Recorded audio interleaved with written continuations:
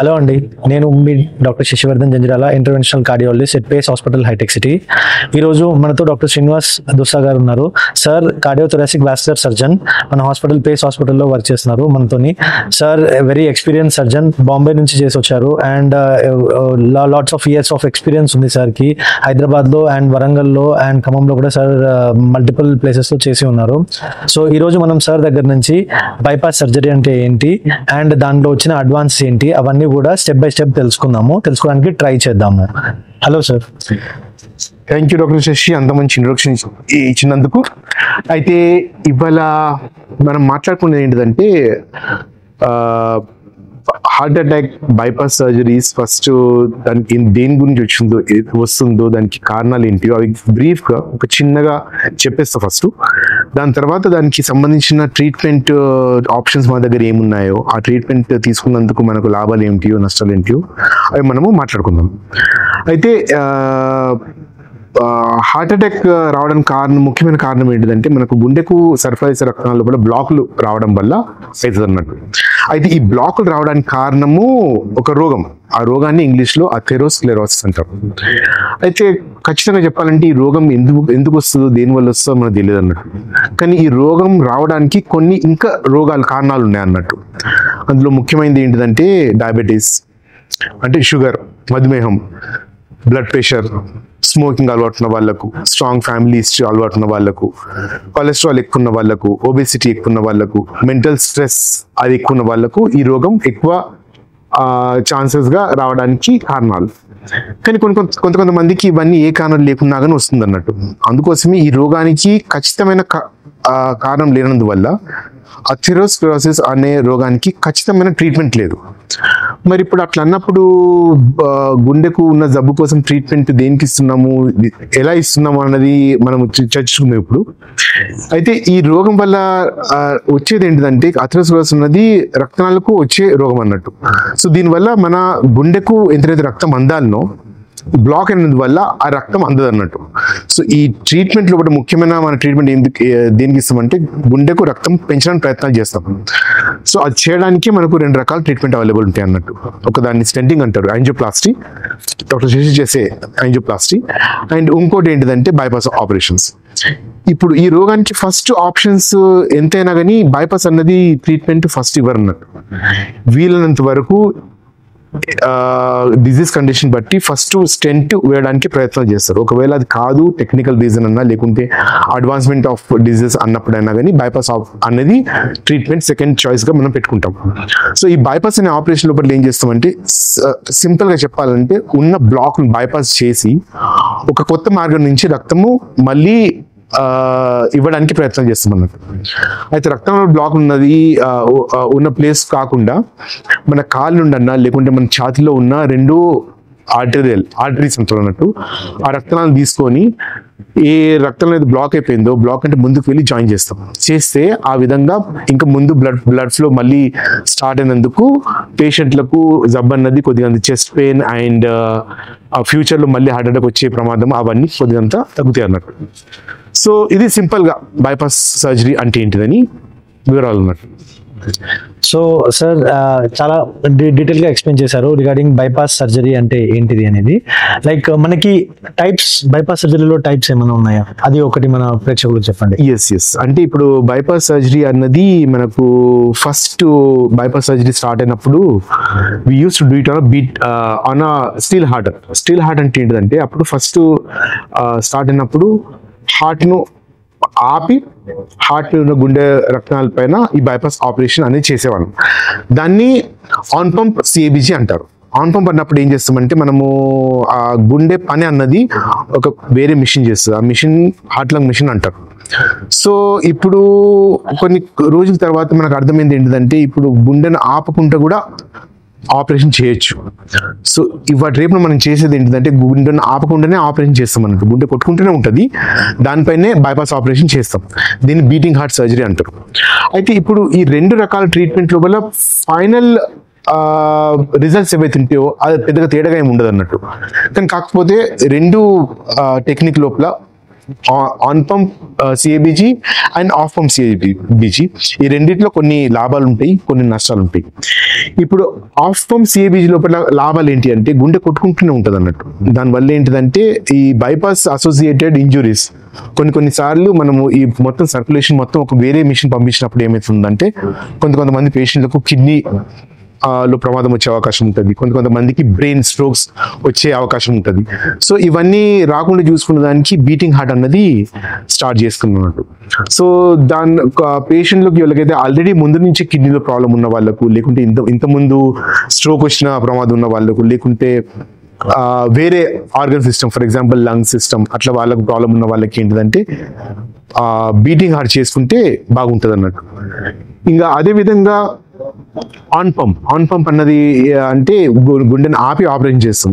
ఈ treatment options లోపల ఏముంటుందంటే ఎవరికైతే పేషెంట్ బీటింగ్ హార్ట్ చేసేటప్పుడు ఎవరైతే తట్టుకోలేరో, ఎవరికైతే బ్లడ్ ప్రెషర్ మెయింటైన్ కాదో అప్పుడు మేము ఏం చేస్తామంటే గుండెని ఆపి ఆపరేషన్ చేస్తాం. అది అప్పుడు ఏంటంటే ఎట్లయినా అనివార్యంగా చేయబడుతుంది అన్నట్టు, కంపల్సరీగా అన్నట్టు. అది వేరే చాయిస్ లేదన్నందుకు will do the on pump surgeries. కానీ కొన్నిసార్లు ఏంటిదంటే మేము ఎలెక్టివ్ గానే పేషెంట్లకు ఆన్ పంప్ సిఏబిజి చేస్తాం. సో పేషెంట్ ఎవరికైతే గుండె చాలా వీక్ గా ఉందో, లేకుంటే ఎవరికైతే హీమోడైనమిక్స్ ముందు నుంచి తట్టుకునే పరిస్థితులు ఉన్న వాళ్ళకు మేము ఎలెక్టివ్ గానే ప్లాన్ అవుట్ చేసుకొని will put the patient on pump and do the surgery. అదేవిధంగా ఎవరికైతే పేషెంట్లకు along with bypass surgery valve repair అన్నా, లేకుంటే వాల్వ్ రీప్లేస్మెంట్ అన్న ఆపరేషన్స్ అవసరం ఉన్న వాళ్ళకు ఎలాగో ఆన్ పంపే ఈ ఆపరేషన్ చేస్తాం. సో ఇవి రెండు ట్రెడిషనల్ స్టర్నాటమీ చేసే పద్ధతులు అన్నట్టు. స్టర్నాటమీ అంటే ఏంటంటే మనం ఇక్కడ ఉన్న స్టర్నమ్ అన్నది బోన్ కట్ చేసి దానికి ఆపరేషన్ చేస్తాం అన్నట్టు. This is conventional CABG. కానీ ఇవాటి రేపున same CABG, same technique on pump and off pump we are doing it with minimal invasive అన్నట్టు. అంటే ఏంటిదంటే కన్వెన్షనల్ లో పెద్ద ఇన్సిషన్, పెద్ద సర్జరీ కాకుండా సైడ్ నుంచి, లెఫ్ట్ సైడ్ నుంచి ఒక చిన్న ఇన్సిషన్ పెట్టుకొని, చిన్న కాట్ పెట్టుకొని దాన్ని ఓపెన్ చేసుకొని ఆ సిఏబిజి చేస్తాం అన్నట్టు. దీనివల్ల లాభాలు ఏంటి అంటే పేషెంట్లకు రికవరీ టైం కొద్దిగా తక్కువగా ఉంటుంది. ఒక 5 days లో డిశ్చార్జ్ అయ్యే పేషెంట్లు ఒక 3 days లోపలనే డిశ్చార్జ్ చేయొచ్చు. అదే కాకుండా నొప్పి అనేది తక్కువ ఉంటుంది. వాళ్ళది రికవరీ తర్వాత వాళ్ళకి జాబ్ వెళ్ళడానికి టైం కూడా తక్కువ పడుతుందండి. తొందరగా వాళ్ళ జాబ్కు వెళ్ళగలుగుతారు. సో ఇవన్నీ అడ్వాంటేజెస్ మినిమల్ ఇన్వేజివ్ లోపల ఉంటాయి. But as far as long term and results are concern both are same, there is no difference. So ఇప్పుడు మనము on pump CABG, off pump CABG and minimally invasive cardiac surgery techniques అన్ని sir ఇప్పుడు detail గా explain చేశారు వాటి గురించి. So bits and pieces గా మనం ఇంకా తెలుసుకోవాలి డీటెయిల్ గా అంటే లైక్ కాంప్లికేషన్ రేట్ దేంట్లో ఎక్కువ ఉంటుంది, సర్జికల్ కాంప్లికేషన్ రేట్స్ దేంట్లో ఎక్కువ ఉంటాయి? ఇప్పుడు సర్జికల్ కాంప్లికేషన్స్ అంటే మిడ్ లైన్ స్టర్నాటమీ కన్వెన్షన్ ఇంత ముందు చెప్పింది, అందులో వూండ్ ఇన్ఫెక్షన్స్, మీడియాస్టినైటిస్, అటువంటి బ్లీడింగ్ ఇవన్నీ కొద్దిగా ఎక్కువ ఉండే అవకాశం ఉంటుంది. But when we do a minimal invasive, infection rates and bleeding rates are not that very common. That is less. అంటే లేదని కాదు, but there are considerably less compared to this one. Hospital stay is also less. Hospital stay is also less, and recovery time is also much less. And the time to get back to your work is also very short in minimal invasive compared to the conventional. Fantastic.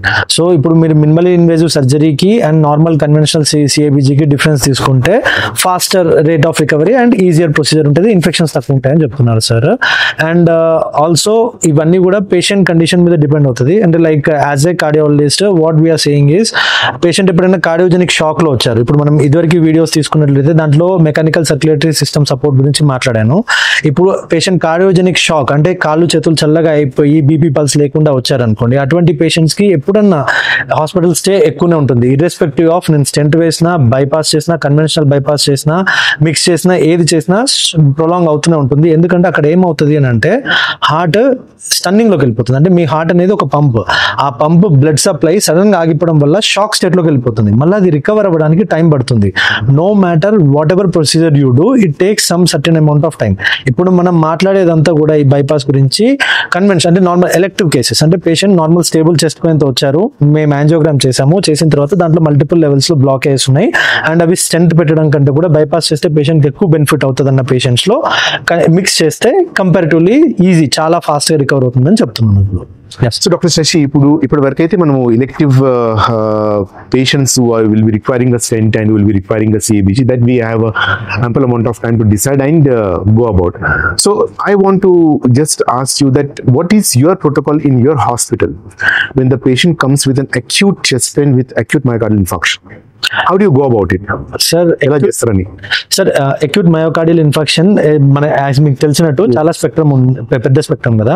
So basically patient chest pain తో రావచ్చు, chest pain తో వచ్చి stable గా ఉండొచ్చు, angiogram లో ఈసీజీలో changes ఉంటాయి, ఈకోలో changes ఉంటాయి, will take for angiogram చేస్తాము, దాంట్లో బ్లాకేజ్ ఉంటుంది, స్టెంట్ చేస్తాము.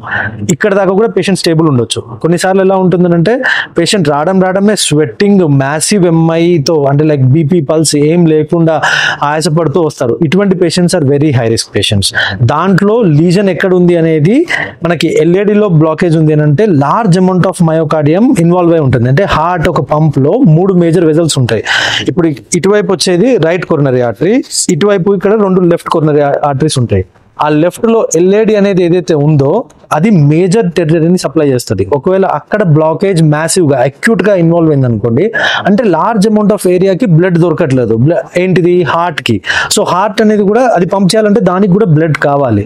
ఇప్పుడు అది పంప్ చేయలేకపోతే ఆటోమేటిక్గా ఏమవుతుంది, ఆ సెగ్మెంట్ అంతా షాక్ లోకి వెళ్ళిపోతుంది, అంటే నెక్స్ట్ కి అది ఫంక్షనింగ్ లేదు. So remaining segment hyper contract అవుతూ ఉంటుంది. ఆ హైపర్ కాంట్రాక్ట్ అవడం వల్ల ఎక్కువ అమౌంట్ ఆఫ్ ఆక్సిజన్ కన్సంప్షన్ చేసుకుంటూ ఉంటుంది. So it cannot able to function as a pump, అంటే అడిక్వేట్ గా పంప్ లెక్క ఫంక్షన్ చేయలేదు. So at this point of time immediately మన దగ్గర ఉన్న ఆప్షన్స్ ఏంటంటే థ్రాంబోలైటిక్ ఏజెంట్ అని కొన్ని ఇంజెక్షన్స్ ఉంటాయి. అవి ఇచ్చేసి మనం ఆ థ్రాంబోలైటిక్ ఏజెంట్ తో అంటే విత్ ఇన్ విండో పీరియడ్ అని ఉంటుంది, అంటే 12 hours లోపు 6 hours లోపు, కానీ విండో పీరియడ్స్ ఉంటాయి. మనం ఆ విండో పీరియడ్ లో హార్ట్ కి ఇంజెక్షన్ ఇచ్చేస్తే ఆ క్లాట్ డిజాల్వ్ అయిపోతుంది. అది కూడా మొత్తం డిజాల్వ్ అవ్వదు, సమ్ అమౌంట్ ఆఫ్ ఏరియా మనకు ఓపెన్ అవుతుంది. ఇది ఎందుకు చేస్తున్నాము అంటే ఇక్కడ టైమ్ ఈజ్ మజిల్. నువ్వు ఎంతసేపు టైం డిలే చేస్తుంటే అంత అమౌంట్ ఆఫ్ మజిల్ మీకు డ్యామేజ్ అవుతూ ఉంటుంది. So the amount of clot కొంచెం కరిగి గ్యాప్ పెరగగానే మనకి బ్లడ్ ముందుకెళ్తుంది. ముందుకెళ్ళగానే heart again it will pump to normal circulation. అంటే అంతకు ముందు లెక్క అవ్వదు, కానీ దానికంటే డెఫినెట్లీ బెటర్ అవుతుంది. సో బెటర్ అవ్వడం వల్ల నీకు కొంచెం టైం విండో పీరియడ్ వస్తుంది. ఈ విండో పీరియడ్ మనకి ఎందుకు అవసరం అని అంటే మనం పేషెంట్ ని క్యాత్ ల్యాబ్ కి తీసుకుని వెళ్ళి అక్కడ యాంజియోగ్రామ్ చేసిన తర్వాత బ్లాకేజ్ ఏ వెజల్లో ఉంది, దాన్ని స్టెంట్ వేయొచ్చా లేకపోతే దాన్ని బైపాస్ కి పంపించాలా అనేది మనం ఎవాల్యుయేట్ చేసుకోవడానికి. కొన్నిసార్లు అంత టైం కూడా మనకి పేషెంట్ ఇవ్వకపోతే ఇమీడియట్లీ ఐఏబిపి అని, ఇంపెల్లా అని మెకానికల్ సర్క్యులేటరీ సపోర్ట్ సిస్టమ్స్ ఉంటాయి. అవి పెట్టడం వల్ల ఏమైతుందంటే హార్ట్ యొక్క వర్క్ లోడ్ ని మనం తగ్గిస్తున్నాం. ఆ తగ్గడం వల్ల ఏమైతుందంటే నువ్వు amount of oxygen consumption work తగ్గుతుంది.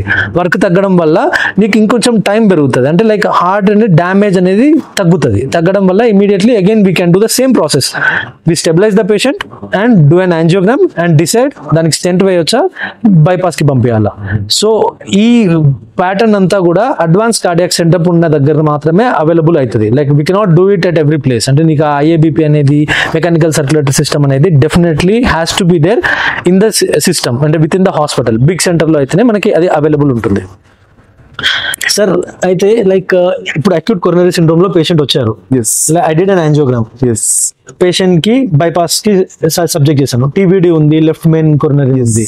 సో మీరు ఏ టైంలో చేస్తే బెటర్ అంటారు? అంటే లైక్ ఇమీడియట్లీ బైపాస్ చేస్తానా లేకపోతే టైం తీసుకుంటారు? That is a very good question. ఇప్పుడు ఏమవుతుందంటే ఇప్పుడు పేషెంట్లకు నార్మల్గా ఈఆర్ వచ్చిన తర్వాత వీళ్ళకి ఒకటే టెన్షన్ పడుతుంటారు అన్నట్టు.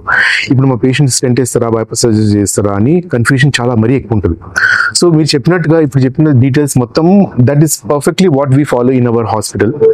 సో ఫస్ట్ పేషెంట్ రాగానే మీరు చెప్పినట్టు will see the stables vitals and everything. వాళ్ళు ఒకవేళ స్టేబుల్ గానే ఉన్నారు అని అనుకుంటే will subject the patient for the immediate angiogram and there is ST changes అని అనుకున్నప్పుడు కూడా we have to subject the patient for angiogram. ఆ యాంజియోగ్రామ్ లోపల if it is stentable you will put the stent and the matter is over. There is no much of problem.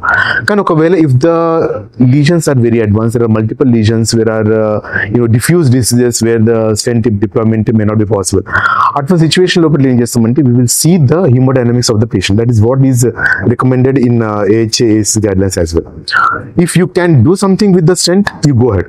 Okavela kaadu anukunte then we see how critical the patient is at that point of time. Patient stable gaane unnaru with all the other medications or sometimes even with IVP if it's requirement. If the patient is stable with that, then we will wait for at least 48 to 72 hours if the patient is on IBP. If not, if the patient is still stable with any of the other supports or without any supports also, okay, 7 రోజుల దాకా we have to wait. 7 days is the minimum time that we prefer at our institute for to go in for a CABG surgery. దీనికి reason ఏంటిదంటే ఇప్పుడిప్పుడే గుండె పొడిచిన వాళ్ళకి ఏంటిదంటే గుండె మయోకార్డియం ఫ్రాయబుల్గా ఉంటుంది అన్నట్టు. ఫ్రాయబుల్ అంటే అక్కడ మీరు కొట్లేసినప్పుడు అది హోల్డ్ చేయకపోవచ్చు. అదే కాకుండా ఇరిటబిలిటీ ఎక్కువ ఉంటుంది అన్నట్టు. అది అరిథ్మియాస్ అంటే electrical problem and acute shock state అవన్నీ కొద్దిగా అంతా అగ్రవేట్ అయి ఉంటుంది. ఈ సిచ్యువేషన్ లోపల we usually try to avoid doing emergency CABGs as far as possible. But of course కాకపోతే ఏంటంటే ఇవన్నీ మీరు IBP పెట్టిన తర్వాత కూడా సపోర్ట్స్ ఇచ్చిన తర్వాత కూడా if the patient is having repeated ventricular tachycardias or hemodynamic instability ఉన్నప్పుడు there is no choice but we have to do CABG surgeries. In that case we'll take up for an emergency CABG surgeries and try to do whatever is best. ఏదైతే బాగుంటుందో patient చేయడానికి చేస్తాం. కానీ ఎంతైనా కానీ acute CABG carries a higher mortality risk compared to the other patients. Approximately how much? In the literature, it is up to 20 to 30%. Up to 30%. Yes, that is a two age. Whereas elective surgeries is 10 times less than that, 2 to 3%.